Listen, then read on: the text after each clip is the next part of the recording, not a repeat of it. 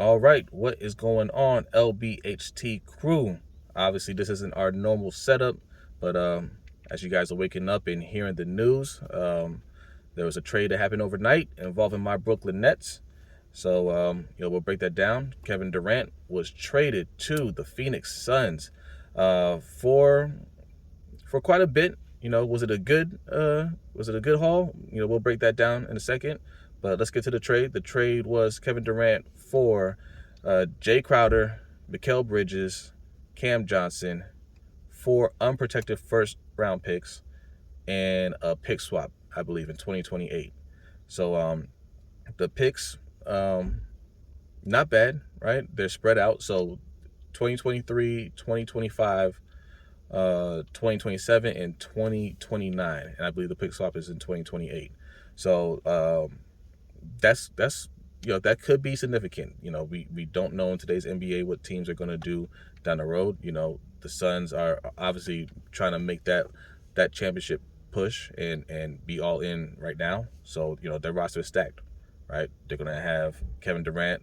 They got CP3, although obviously he's on his last leg, but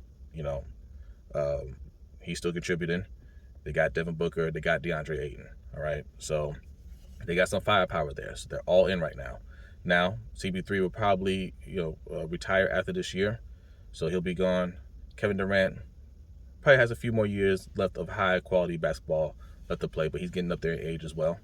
So but by 2027, 2029, what's that team going to look like? That's what we have to look at. But that is a ways out. That is a ways out. And if you're a fan, you want to see your team competing right now. So what does that mean for the Brooklyn Nets? It means right now we're not competing, right? I mean, that's just the reality of it. We can be competitive, but we're not competing for a championship, not with this roster. We just traded away Kyrie, which I'm perfectly fine with. And to be honest, I'm perfectly fine with trading away KD. I just wish we got a little bit more for him. I would like to have seen, a Devin Booker or DeAndre Ayton in that trade, or try to get somebody like Scotty Barnes from the Raptors, a young up and coming player or a young star player. But when you trade somebody like Kevin Durant, you're not going to get equal value, right? So was this the best trade that they could have made? I don't know. I know KD, that's where he wanted to go. I'm not sure what his relationship was like with Josiah. It probably was a lot better than Josiah's relationship with Kyrie, right? So, they did him a solid. And again, that's a lot of picks, right? And it could hurt right now, but we got to see what those picks turn into down the road. I'll say this. The experiment that they did with KD and Kyrie in Brooklyn, obviously it didn't work. We didn't get any wins, any championship out of it. They got swept in the first round last year, which is why I'm not sad to see them go, because I think they failed. People will look at Sean Marks in that front office and say, they failed the Nets. No, I put this on the players, right? What did the Nets not give KD and Kyrie in order to be successful? I mean, you can look at head coaching. Yeah, they picked a bad head coach, but that's on the players. That's who KD wanted, right? You could say the roster wasn't good enough, which I don't agree with. I thought they did a good job putting some pieces around them. But, if you look at guys like DeAndre Jordan, right? That's KD's friend, right? That's the reason why he was there. So they let KD construct the team the way he wanted to, because they put their trust in KD, and he didn't deliver. And then he's the one crying about wanting to trade in the offseason. Well, fine, you can go, right? But I'll say this about Sean Marks and that staff. They know how to find young talent, right? We got Nicholas Claxton right now, who's looking really good. Obviously, Cam Thomas, 3 nights in a row, he's scoring over 40 points. And they've done this consistently even before KD and Kyrie got there.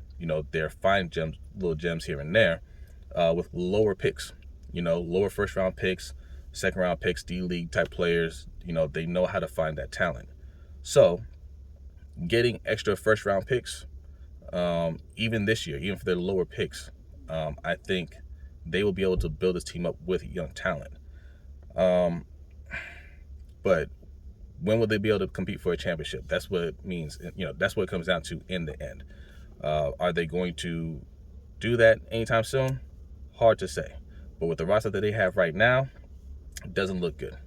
Right? Doesn't look good. I don't think they're gonna be a lottery team this year. Right? I think they still have enough talent to make the playoffs.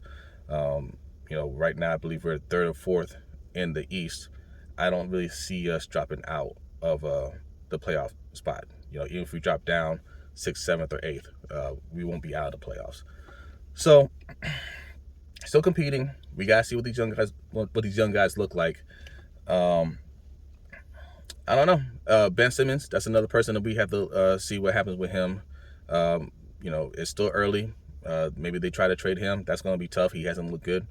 They might just have to, try to work it out with him and see what we can do in the offseason. But overall, it is what it is. I don't feel great about the trade. I don't think we got anything special. Mikal Bridges is a fine player. Cam Johnson's a fine player. Nothing special in my eyes. Jae Crowder, they're expected to trade him later today too, so we're not done making trades there. But that's not going to go for a whole lot either. So it's fine. It's fine. I wasn't sure if we were going to win even with KD and Kyrie here this year. I just don't think they have the heart for it, right? Obviously, KD needs to play around other superstars, and that's fine. We just talked about it on our LBHT show last night that great players need to be around other great players. Although they had each other, KD and Kyrie are supposed to be great players, but they obviously needed more. They obviously needed more. Kyrie's over in Dallas playing with Luka, great player, and obviously KD is playing with Devin Booker, who's also a great player. CP3 used to be great. He's not great anymore. He's just his best days are behind him. But that squad overall should be competing for a title. So who's competing with them in the West? Dallas, right? I think that's the team. It might come down to those two in the conference finals. So that look, I'm a basketball fan. That'll be exciting to see. So I'm still gonna watch and enjoy the show. I'm still gonna root for my Brooklyn Nets, and we'll see what the future holds. But look, we're gonna break this down more, probably this weekend or at the very least next Wednesday show. We do a live show every Wednesday night at 7:15 p.m. Eastern time. All right, so just tune in, keep your notifications on, and we will get back to you guys with some more thoughts on this trade. Y'all be great. Have a great day, and we will see you next time. Peace.